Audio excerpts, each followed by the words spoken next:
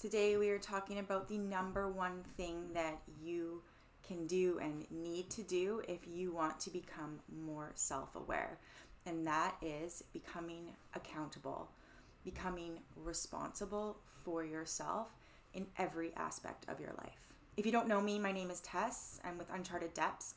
I help my clients break through the illusions that keep them stuck and small so they can break the cycles that keep them looping and doing the same thing so they can finally step into who they were meant to be and become their true empowered selves. I'm currently offering free discovery sessions, so if you'd like to book a session with me, the link is in the description below.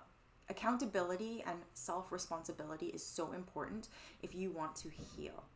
You have to take responsibility for your inner world and your inner workings. So what does self-responsibility even mean? It means being responsible and taking accountability for how you respond in life.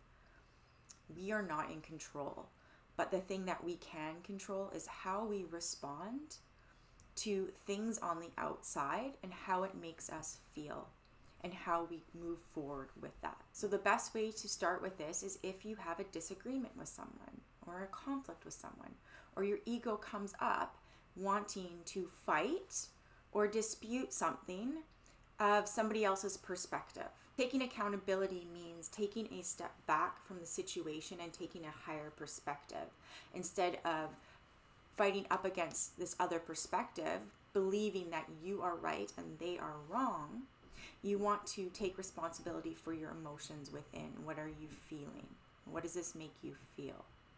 Then you want to question your part within this. Why are you triggered? Is it really about the other person or is it about you? And then you want to ask yourself, is it true that I am right? If you have the willingness to be wrong in any situation, that will help you tenfold on your journey.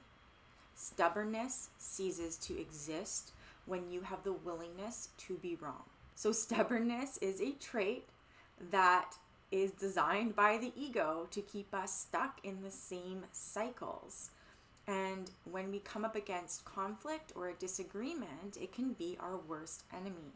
So what is one of the best tools you can use to understand yourself and take responsibility is to see how you are in a disagreement with someone or if you don't agree with someone. When you take responsibility for yourself, that this is me, this is them, I'm not identified with their perspective, and I'm also going to try to not be identified with my perspective because I may be wrong.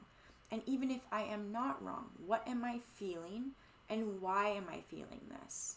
Why am I triggered? Now, if you've watched my other videos, you know that I've spoken this a lot, that our triggers really have nothing to do with the present moment at hand. It's activating an old wound within, and it's exposing itself. So you can become accountable within this and understand your triggers on a deeper level. And this is taking true responsibility and accountability for yourself. You can use this trick with anything in life, with any of your triggers. Your triggers are the gateway to understanding yourself on a deeper level. And if you look at your triggers as gifts instead of curses or something bad that is happening or something to be shameful for, you can use them to take true responsibility for yourself. And what happens when you take responsibility in this manner? Well, you become more self-aware. Then when those triggers come up in a disagreement, you may not be so identified with them, where you can kind of take a step back and become the observer and understand the big picture and what's going on. And what happens with this is because you're taking responsibility, you are also affecting your relationships in a positive nature because you're no longer battling the other person. Number 2, do you take accountability for your actions? Are you honest with yourself and others with your actions? Or do you go into denial about your actions? So when you start to practice number 1, looking at your triggers and then taking accountability for your triggers, you will be able to step into this even more because eventually you will see that you cannot be dishonest with yourself anymore, because if you're dishonest with yourself, you're actually going into unconsciousness, and that is keeping you stuck and small in the same patterns and cycles. So for example, it's really easy to deny our behaviors to others because we may feel shameful for them, or maybe we aren't even aware of them. Stubbornness is a really good example of this.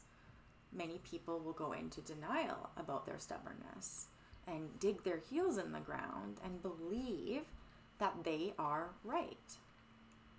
Or they won't admit something because of this stubbornness. So you want to look at what is stopping you from taking accountability with yourself and others in this case.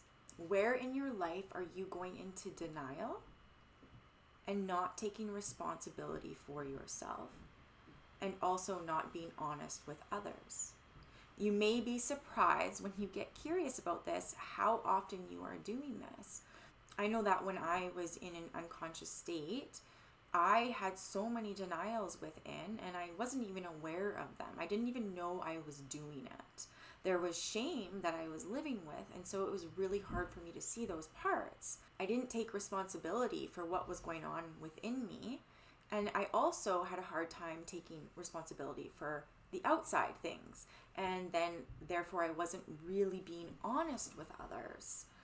This again was unconscious, and so to understand this on a deeper level, where you were being dishonest with yourself and with others, or where you are lacking responsibility and accountability, it takes getting curious about your inner workings, becoming the observer and watching what is going on within.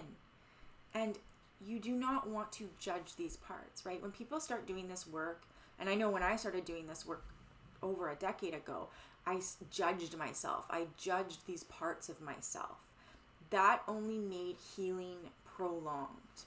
The biggest tip I can give you is when you're observing yourself, if you can come from a place of neutrality, understanding that these parts of you were developed through difficult situations and through trauma, right? Our shadow aspects, the parts of us that are hard to see, the parts that are unconscious, are usually parts that we have been shameful for. So when you start to reveal them, you might feel this shame within, but you want to try to see them in a neutral way, not judging those parts of yourself. Because in reality and in the past, these parts were judged. And so you need to accept and love them for them to be healed.